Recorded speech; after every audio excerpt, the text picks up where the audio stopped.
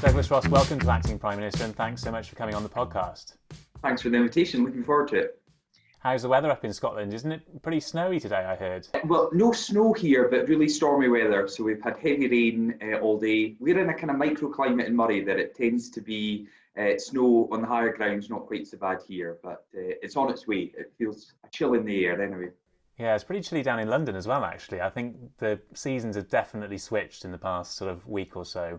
My son's 20 months old now, so he didn't really know much about snow last year, so he's more into it if we can get some in the garden this year. Oh, first snowman this year, perhaps. Exactly. Okay, well, look, you're aiming to be First Minister of Scotland, of course, rather than Prime Minister, but let's get you settled into Downing Street nevertheless. Firstly, what is the personal item that you take into number 10 with you, do you think? I think it would be a picture of the family. You know, we've got a nice picture, a rare one where we were able to get the dog to sit and look half decent. Alistair, our 20-month-old, looking at the camera, and Crystal and I. So I think a picture of the family together would certainly be my personal item, because it would certainly be busy in there, and I want some reminders of normality in family life. What kind of dog have you got? We've got a Dalmatian, so he's now 9 years old. He's been a bit ill. He was diagnosed with a terminal illness about 4 years ago, and we thought we were going to lose him then. So an awful lot of money spent in the vets. He's the best customer at Murray Coast Vets, but he's pulled through and he's still here now. And he gets on well with Alistair, particularly at dinner time, because he gets to lick the yogurt pot after Alistair's had his yogurt, or sometimes a rusk if it's not been finished. So he cleans up any of the mess. He's very good at that. Excellent. So the dog would be at your feet while you're sitting at your desk in number 10. And what is the drink that you'd pour yourself while you're working through your red box? Gosh. I'm a big coffee drinker, so I drink far too much coffee probably. So strong coffee to get me through the long nights as you're reading your red box movie. It's not very inventive or imaginative, but I like a good coffee. You might not get much sleep if you drunk all that coffee, though. That's the only problem. Well, I don't think you get much sleep anyway. So. Yeah, that's true, actually. Sleep is in short supply as Prime Minister. Who's the first person that you'd call, do you think? I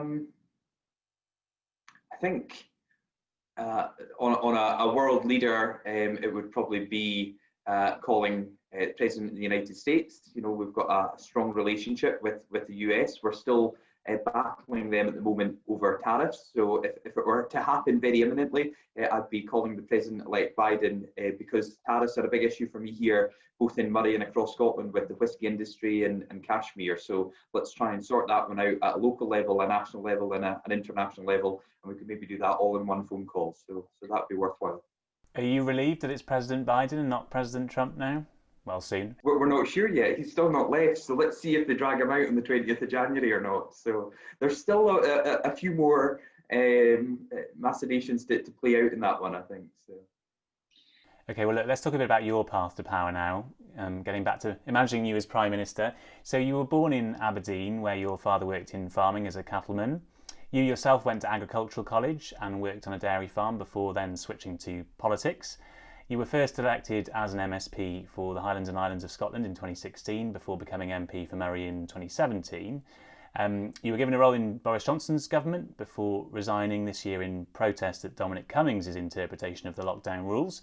And then in August, you became leader of the Scottish Conservatives. So firstly, going back to your kind of childhood, growing up in that agricultural background, where did your politics come from? Were they influenced by farming or your parents? Yeah, I think so. In terms of being born in Aberdeen, that's absolutely 100% correct.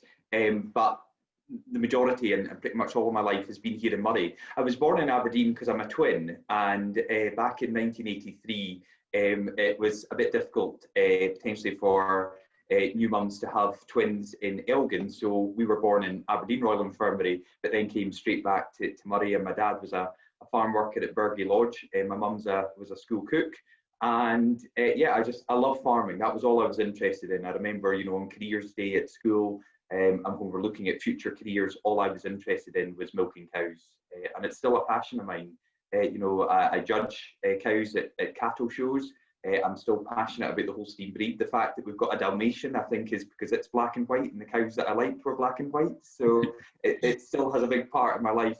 But definitely, politics was probably developed through my involvement in Young Farmers, because I really liked speech making. We did competitions for speech making, along with two other members of Lower Speyside Young Farmers. We won the national speech making finals in 2000.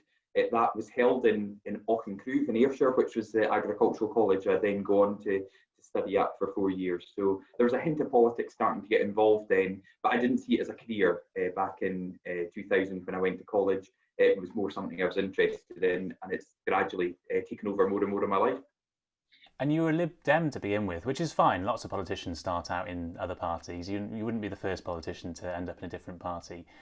But does that sort of put you on the Liberal wing of the Conservative Party? Is that where roughly your politics are?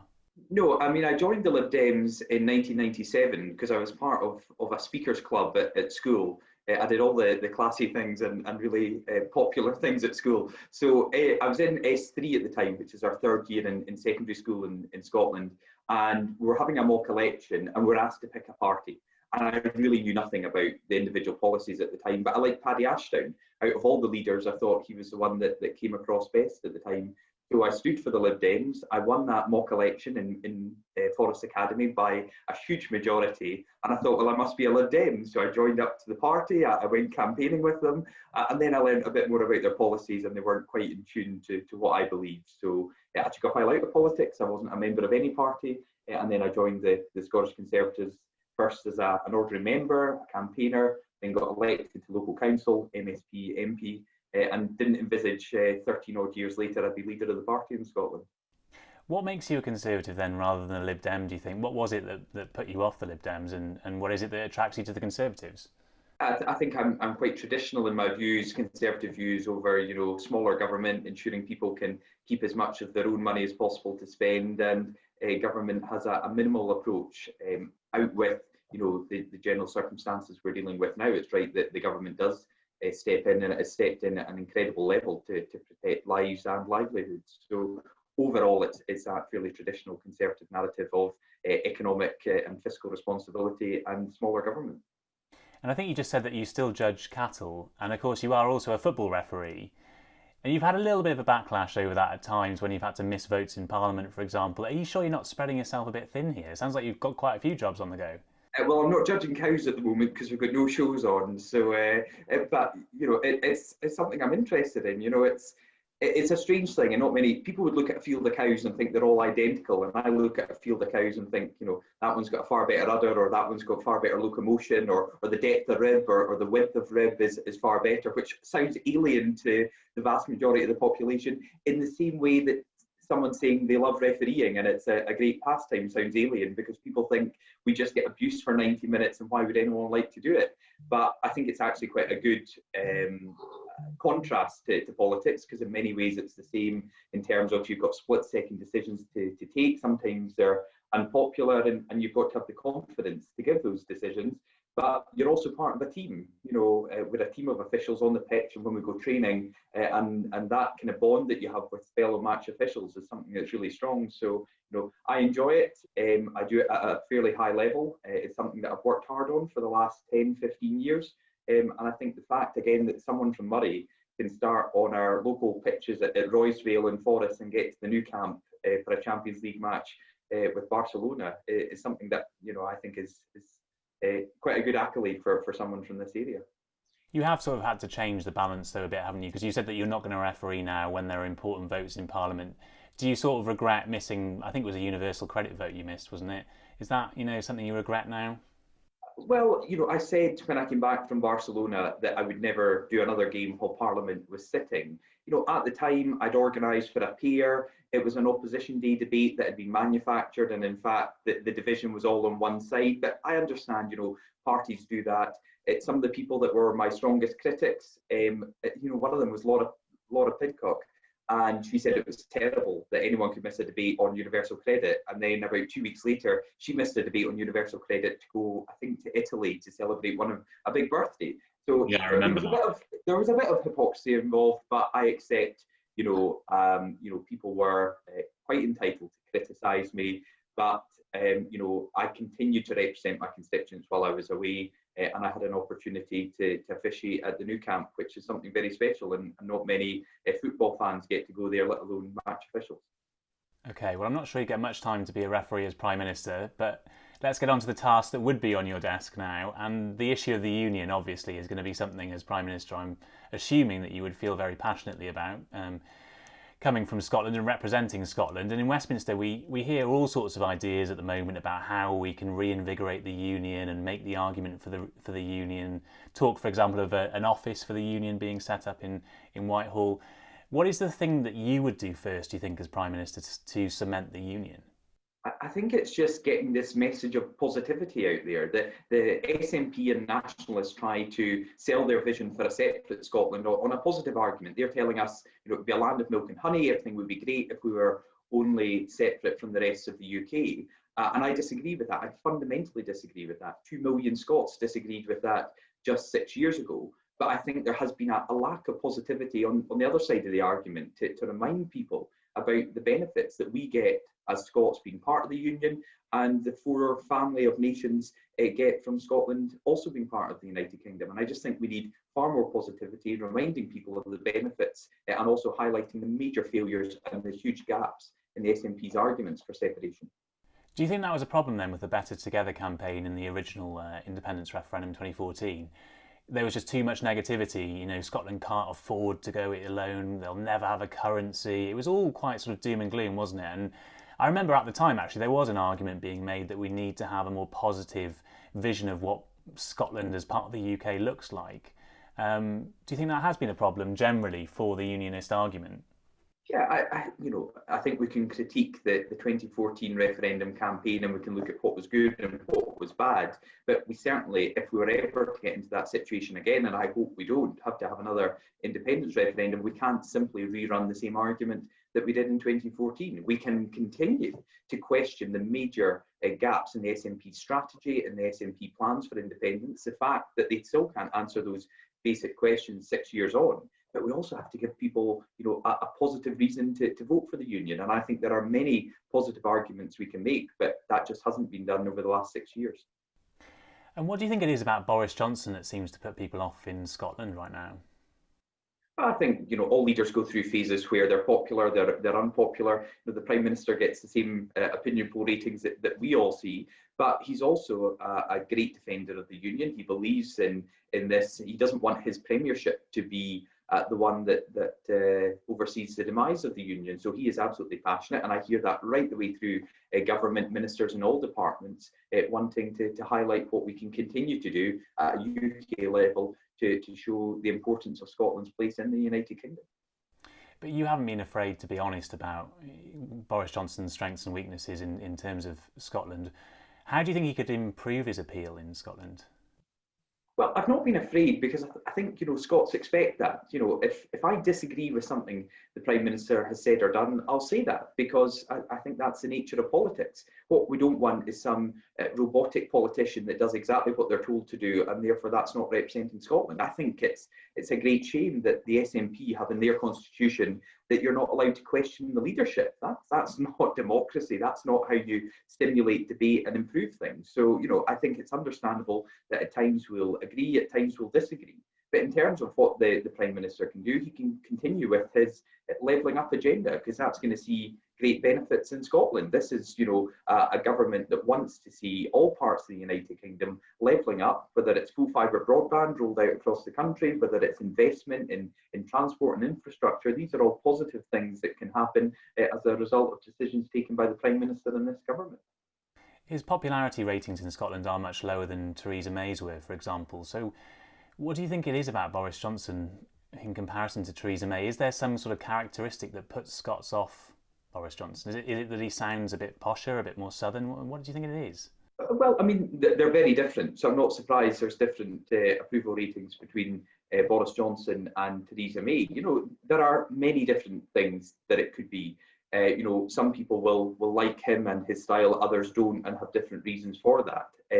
But we've got to remember that the future of our country is more than just personalities. People, I'm sure, wouldn't think just because Boris Johnson is currently the Prime Minister that means we should be an independent country, because we live with these decisions far longer than we would have, this Prime Minister or any Prime Minister. The decision to separate Scotland from the rest of the UK would be one that we'd have to live with for the rest of our lives and for future generations. And I don't think a strong case has been made for that.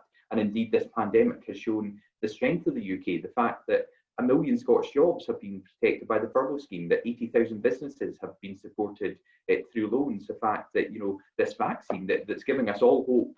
The United Kingdom is the first country anywhere in the world to get that approval for the vaccine. So there's a lot of good that we can continue to promote from the Union here in Scotland. Do you think it would be helpful for Boris Johnson to come to Scotland during next year's Holyrood election campaign?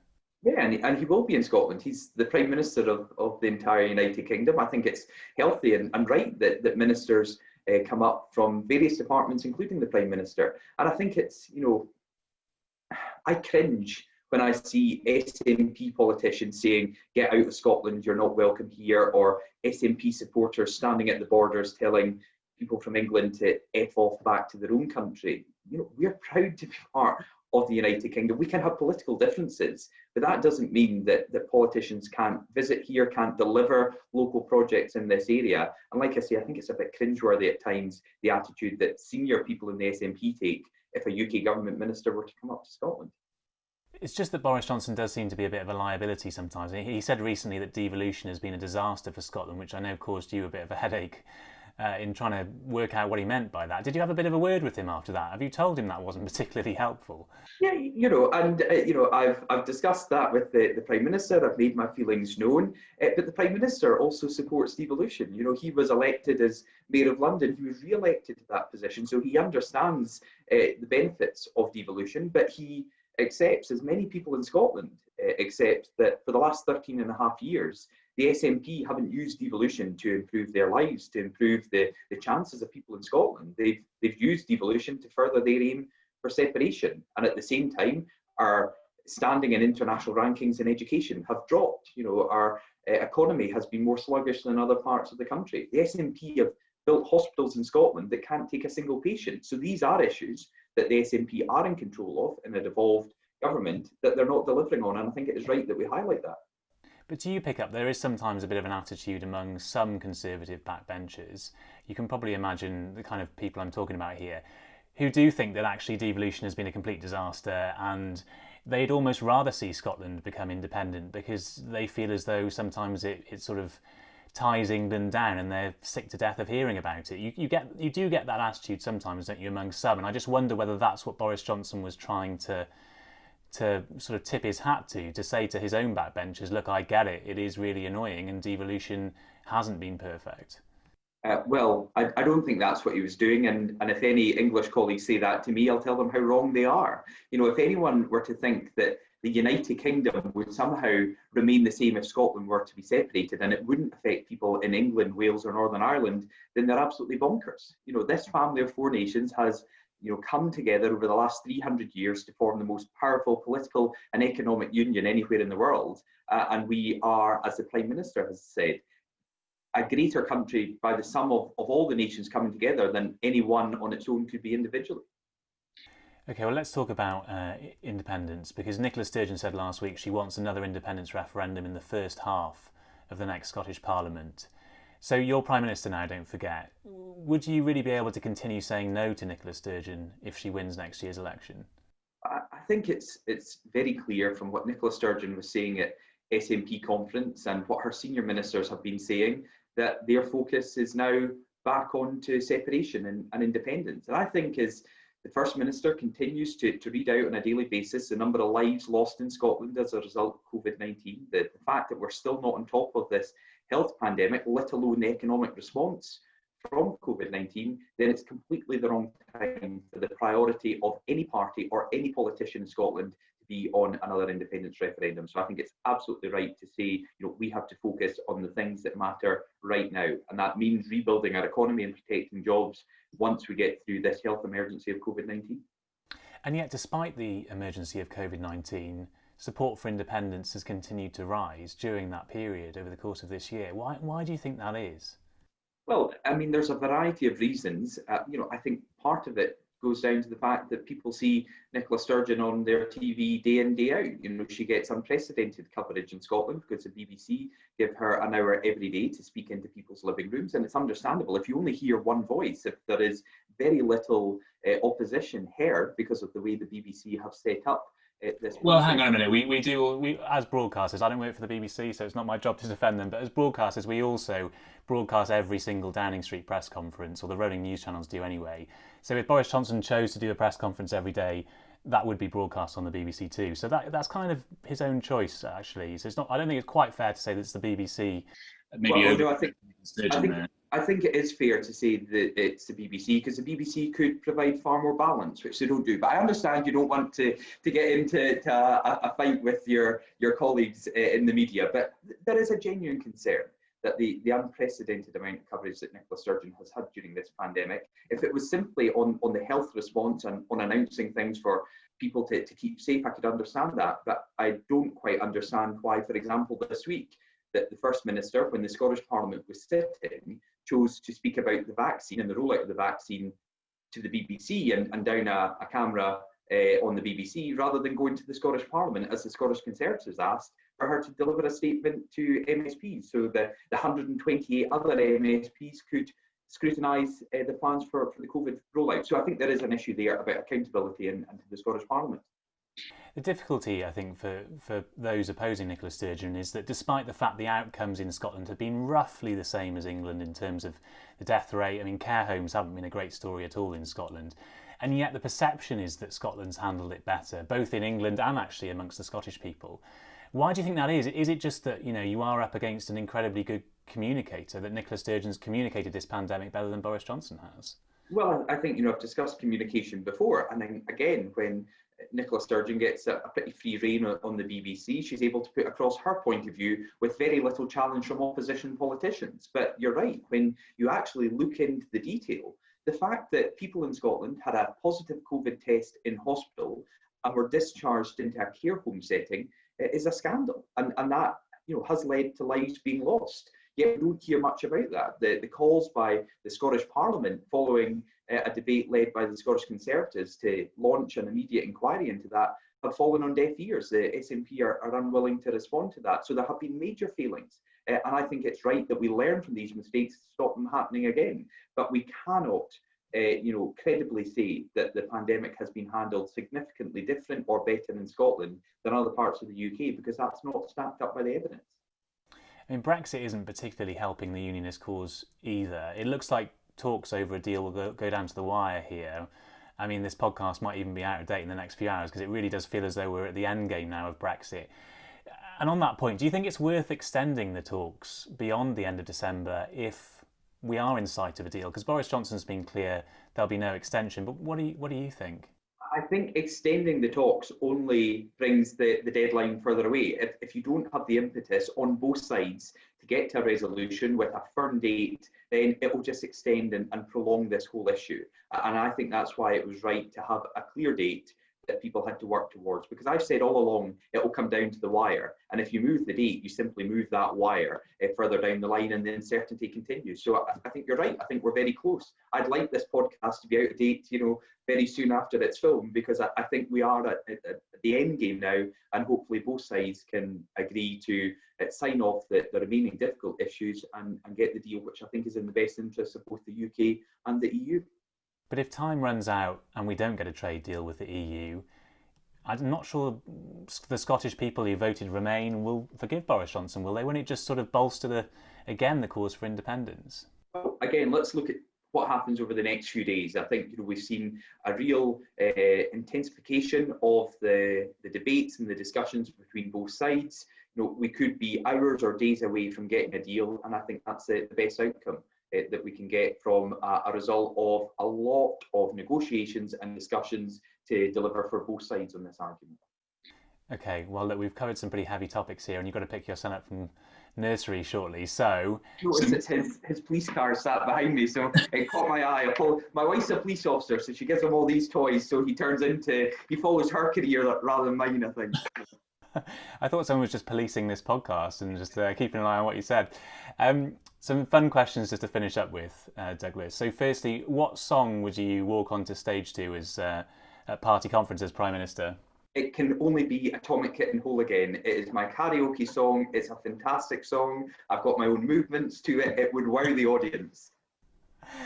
What are the movements? Oh, I mean, well, you do Whole Again, if you see me walking down the street, staring at the sky, dragging my 2 feet, I mean, it's just all the lyrics in there to have an outstanding series of movements, captivating the audience. You have the whole dance floor to yourself. I absolutely love it. So I'm getting too passionate now about Atomic Kitten Whole Again, but it's been my song since I was back at college. I used to play it on repeat the whole way from Ayr back to Forest, which was about a 4-hour journey. So it's been a great song of mine for a long time. I heard you were a secret, well, not so secret, Atomic Kitten Not fan. secret at all, no. I maybe just shouldn't be quite so excited about the song. I should maybe calm it down a wee bit. I think you're more excited about Atomic Kitten than you are about the union. Well, no, I definitely wouldn't say that. Okay, look, where would you go on holiday as Prime Minister? And you can't say Scotland because that's too lame. Okay, if I can't say Scotland, then I love Italy.